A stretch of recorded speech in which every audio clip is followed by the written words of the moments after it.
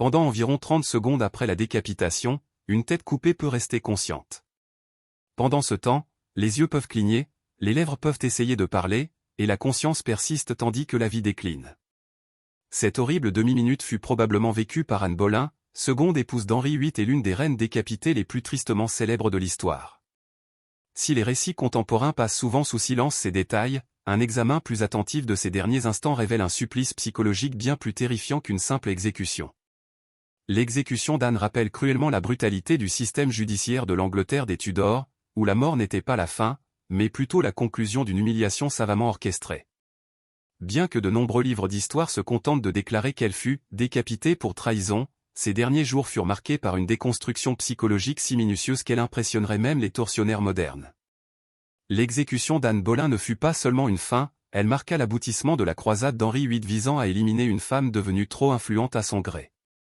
Le 19 mai 1536, Anne avait déjà passé 17 jours enfermée dans la Tour de Londres, la forteresse même où elle avait préparé son couronnement.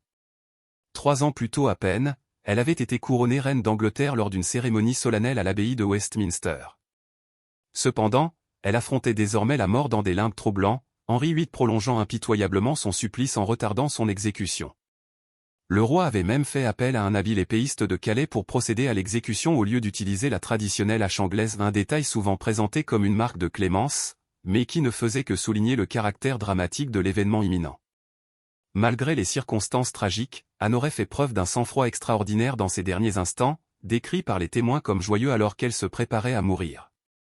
Un psychologue pourrait identifier cela comme une dissociation, un mécanisme de défense psychologique activé par un traumatisme grave. Elle aurait minimisé sa situation avec un humour noir, insinuant qu'elle était un sans-tête, ou une personne sans tête, témoignant d'un trouble émotionnel sous-jacent. Les archives historiques occultent souvent la peur intense qu'elle a dû ressentir, sachant que sa réputation était délibérément ternie par de fausses accusations d'adultère, d'inceste et de complot visant à assassiner le roi. Ce qui rend l'exécution d'Anne Boleyn particulièrement troublante n'est pas seulement la décapitation physique, mais la destruction délibérée de son identité. Henri VIII ne cherchait pas seulement la mort d'Anne, il cherchait à l'effacer de l'histoire, à invalider ses accomplissements et à saper la légitimité de sa fille Élisabeth. Cette exécution était le point culminant d'une campagne de diffamation visant à convaincre le peuple anglais que leur ancienne reine bien-aimée méritait une telle fin. Avant sa mort, Anne subit des histoires scandaleuses et fictives l'impliquant dans l'immoralité sexuelle, des accusations si extravagantes qu'elles seraient rejetées par les tribunaux de l'époque. Le matin du 19 mai offrit une journée inhabituellement ensoleillée à Londres, contrastant fortement avec les événements tragiques qui allaient se dérouler. Anne passa sa dernière nuit à prier, mais le sommeil la fuyait sans cesse. Les archives de la tour indiquent qu'elle demanda le sacrement à 2 heures du matin, s'agenouillant devant lui pendant des heures, dans une communion désespérée. À l'aube, elle était déjà éveillée depuis près de 24 heures, l'esprit probablement brisé par le stress et la fatigue. Convoquée par le lieutenant de la tour, elle riait avec ses compagnes, une réaction suggérant non pas de la sérénité, mais une détérioration psychologique. L'exécution d'Anne avait été reportée et reprogrammée à plusieurs reprises, une méthode de supplice psychologique souvent négligée. L'incertitude quant à l'heure exacte de la mort était délibérément exploitée contre les prisonnières. Informée que le moment était venu, Anne fut conduite hors de ses appartements par des couloirs qu'elle avait parcourus 3 ans auparavant, alors qu'elle était la future reine. Au lieu d'être escortée par des gardes par respect, ils l'accompagnaient désormais pour l'empêcher de s'échapper, tandis que les courtisans qui s'inclinaient autrefois devant elle observaient ses derniers pas avec un désintérêt calculé. L'échafaudage dressé sur Tower Green était inhabituellement bas, à seulement 1 mètre du sol, contrastant avec les imposantes plateformes souvent représentées dans les films. Ce choix stratégique obligea Anne à gravir de simples marches, la privant de la dignité de l'élévation et la rapprochant de la foule moqueuse. Les archives historiques indiquent qu'une atmosphère animée, digne d'un carnaval, fut intentionnellement favorisée, plutôt que les rassemblements solennels et respectueux souvent représentés aujourd'hui. L'exécution servit de spectacle public, servant d'avertissement à ceux qui défiaient le pouvoir du roi, en particulier aux femmes osant s'élever au-dessus de leur rang. Avant de s'agenouiller devant le biot, Anne eut droit à un dernier discours, non par clémence, mais parce que la tradition l'exigeait. Ces paroles, judicieusement choisies, soulignèrent sa perspicacité politique et sa situation désespérée. « Bonnes gens, je suis venu ici pour mourir, car selon la loi, je suis condamné à mort, et je ne m'y opposerai donc pas. » Cette apparente acceptation de son sort était en réalité son ultime acte de défiance. En reconnaissant la loi sans avouer sa culpabilité, elle remettait subtilement en question la validité des accusations portées contre elle. Le plus déconcertant, peut-être, fut l'absence du roi. Contrairement aux représentations habituelles des exécutions royales, Henri VIII n'assista pas, il resta au palais de Whitehall en attendant la confirmation de la mort d'Anne. Tandis qu'une épée lui ôtait la vie, Henri se réjouissait, semble-t-il, de son mariage imminent avec Jeanne Seymour, symbolisant le profond rejet d'Anne. Les affaires personnelles prirent une tournure politique, et la disparition d'Anne constitua une étape malheureuse mais nécessaire dans la quête du roi pour un héritier mâle. L'escrimeur engagé à Calais, généreusement rémunéré pour ses talents, ajouta une couche supplémentaire de brutalité calculée. Les décapitations anglaises nécessitaient généralement plusieurs coups de hache, mais ce Français était expert dans l'exécution de la décapitation d'un seul coup ou une figure inconnue d'Anne dans ses derniers instants. Elle allait trouver la mort aux mains d'un inconnu, subissant une dernière insulte en tant que reine qui avait autrefois captivé toute l'Angleterre. Bander les yeux, traditionnellement présenté comme un acte de miséricorde pour lui épargner la vue de l'épée du bourreau, avait une fonction plus pratique, empêcher les mouvements de dernière minute qui auraient pu perturber l'exécution. Contrairement à la croyance populaire, Anne Boleyn s'agenouilla au lieu de poser sa tête sur un billot, une pratique française traditionnelle qui augmentait la difficulté du bourreau. Cette position exigeait qu'Anne maintienne son immobilité grâce à une détermination sans faille, même pendant que l'épéiste préparait son coup. Des témoins ont rapporté qu'elle remuait les lèvres en signe de prière, son regard scrutant sous le bandeau pour tenter d'entendre la lame approcher. La détresse psychologique liée à l'ignorance du moment où la mort frapperait peut être considérée comme une forme de torture non reconnue dans de nombreux récits historiques aseptisés. La décapitation elle-même fut remarquablement propre selon les normes Tudor, un seul coup ayant tranché la tête d'Anne. Cependant, les suites de son exécution sont généralement passées sous silence dans les récits historiques polis. Des témoins affirment que ses yeux et sa bouche ont continué à trembler pendant plusieurs secondes après la décapitation, une réaction corporelle choquante qui se produit lorsque le tissu cérébral retient l'oxygène. Certains rapportent même que ses lèvres formaient des mots, achevant peut-être une prière brusquement interrompue par le coup d'épée. Cette scène troublante a provoqué l'évanouissement de plusieurs témoins, tandis que d'autres se sont détournés, dégoûtés, devant ce symbole lugubre du lien fragile entre le corps et l'esprit. Le plus révélateur est peut-être qu'aucun cercueil approprié n'a été préparé pour la dépouille d'Anne. Ces dames de la cour, accablées de chagrin et de choc, ont dû trouver à la hâte un coffre pour abriter sa tête et son corps. Cet oubli apparemment insignifiant souligne le mépris total pour la dignité d'Anne. Même dans la mort, elle était une pensée après coup, une question politique résolue plutôt qu'une personne méritant des rites funéraires fondamentaux.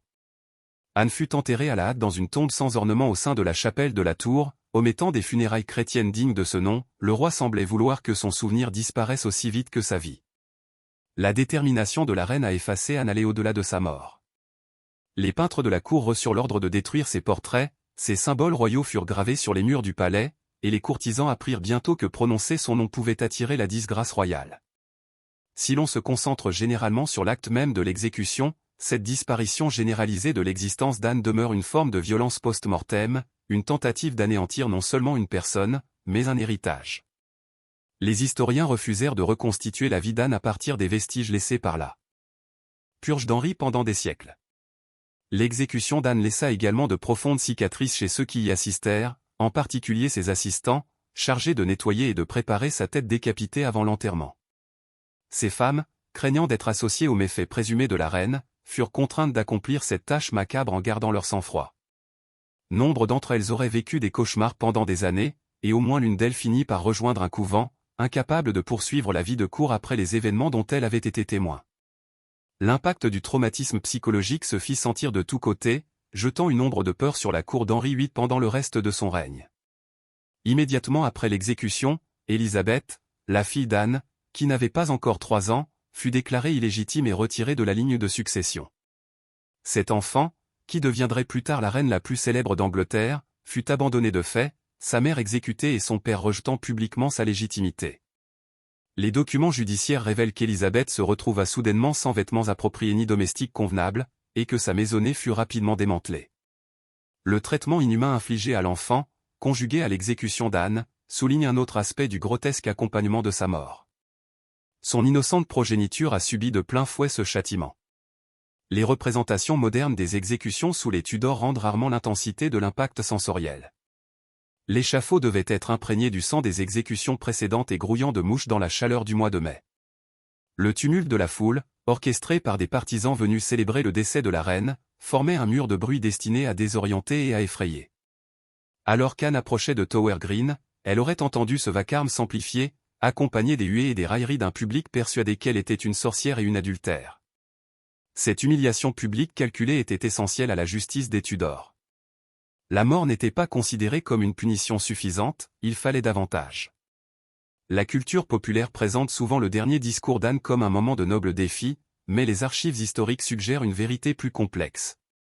Le discours soigneusement construit d'Anne Boleyn, vantant la bienveillance du roi, reflétait la situation difficile dans laquelle elle se trouvait. Menacée de mort, elle ne pouvait s'exprimer librement. Son discours était limité par l'inquiétude pour l'avenir de sa fille et par le regard scrutateur de la foule.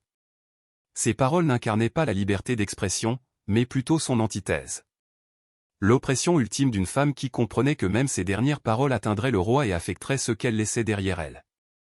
L'épée venue de France qui emporta la vie d'Anne symbolisait le caractère théâtral de son exécution. Henri se donna beaucoup de mal pour mettre en scène un spectacle digne de la chute d'une reine. Le bourreau, dit-on, s'était auparavant entraîné sur des animaux afin de réaliser le coup précis qui lui assurerait sa généreuse rétribution. Ce professionnalisme calculé, transformant la mort d'Anne en un obstacle technique, incarne la dépersonnalisation inhérente aux exécutions sanctionnées par l'État. Anne ne fut pas simplement exécutée, sa mort fut orchestrée par un système visant à convertir l'agonie humaine en propagande politique. Les archives modernes indiquent qu'aucun bourreau anglais n'était disposé à accomplir cet acte, non par scrupules moraux, mais parce que la technique de l'épée française exigeait un entraînement spécifique. La lame était finement affûtée et équilibrée, contrairement à une hache anglaise, conçue pour un coup horizontal rapide plutôt que pour un coup descendant. Cet aspect technique souligne l'essence dramatique de l'exécution d'Anne. Même son mode de mise à mort fut stratégiquement choisi pour un effet maximal et un minimum de dégâts, garantissant que le spectacle se déroulerait sans les complications désagréables d'une décapitation ratée. Après la descente de l'épée, Thomas Wyatt, lui-même détenu dans la tour et contraint d'assister à l'exécution d'une femme qu'il vénérait autrefois, écrivit un poème sur la « petite gorge ornée d'innombrables joyaux ». Son élégie poétique résume la métamorphose macabre d'Anne, de reine radieuse à cadavre chosifié. Sa tête, enveloppée de lin par ses servantes en pleurs, fut montrée à la foule par le bourreau, la soulevant par les cheveux, un geste coutumier signifiant l'accomplissement de la sentence. Cette exposition publique, où le sang coulait encore des artères sectionnées, laissa une impression visuelle indélébile sur les spectateurs. Les archives de la tour suggèrent que la dépouille d'Anne fut inhumée à la hâte, réduisant ainsi les rites funéraires chrétiens à une quasi-insignifiance. Son coffre, rempli de la tête et du corps transpercés de flèches, fut placé sous le sol de la chapelle avec d'autres nobles exécutés, marquant une fin honteuse pour une reine couronnée d'Angleterre. Le lieu de sépulture d'Anne Boleyn resta indéterminé pendant des siècles, faute de marqueurs, symbolisant l'apogée des efforts d'Henri pour l'effacer non seulement de l'existence, mais aussi des archives historiques. Cette tentative, visant Anne, fut malheureusement à deux doigts d'aboutir.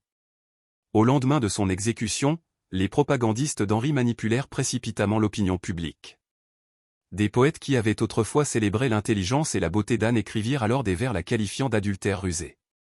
Les archives officielles soulignèrent la clémence du roi, qui accorda la sépulture à un épéiste habile plutôt qu'aux méthodes traditionnelles, réinterprétant la décision dramatique d'Henri comme une compassion réfléchie. L'horrible réalité de l'exécution fut systématiquement effacée des documents officiels, initiant un long processus de révision historique qui influence encore aujourd'hui notre compréhension des derniers instants d'Anne. La reprise rapide d'une vie normale apparaît troublante à l'époque d'Henri VIII, car il s'engagea officiellement avec Jane Seymour le lendemain de l'exécution d'Anne et épousa sa troisième femme 2 semaines seulement après avoir envoyé sa seconde épouse à l'échafaud, lors d'une cérémonie feutrée au palais de Whitehall. Ce rythme rapide suggère que l'exécution d'Anne constitua un remède commode aux problèmes politiques. Ne parvenant pas à donner naissance à un héritier mâle, elle fut écartée et remplacée sans égard pour sa souffrance personnelle ni pour la tragédie qu'elle considérait comme une mort tragique. L'attention se porta alors sur l'art de gouverner et le développement de la dynastie. L'impact psychologique de l'exécution d'Anne s'étendit au-delà de l'échafaud, elle subit des interrogatoires incessants, le manque de sommeil et l'isolement de ses partisans dans les semaines précédant sa mort. Thomas Cromwell, le principal ministre d'Henri VIII qui orchestra les accusations contre Anne, employa des méthodes étonnamment proches des tourments psychologiques modernes. Anne a dû subir l'isolement, le manque de sommeil, la manipulation psychologique et le recours à la désinformation avant son exécution. Lorsqu'elle atteignit l'échafaud, sa résistance mentale avait été systématiquement affaiblie afin d'empêcher toute protestation finale. Les archives historiques font état de mesures de sécurité sans précédent mises en place pour l'exécution d'Anne, dépassant même celles généralement appliquées aux traîtres de haut rang. La garnison de la tour fut doublée et des gardes supplémentaires furent déployés dans toute l'enceinte de la forteresse. Ces précautions ne visaient pas à empêcher les évasions, mais à empêcher les sympathisants d'intervenir à la dernière minute ou de susciter l'opposition publique à l'exécution.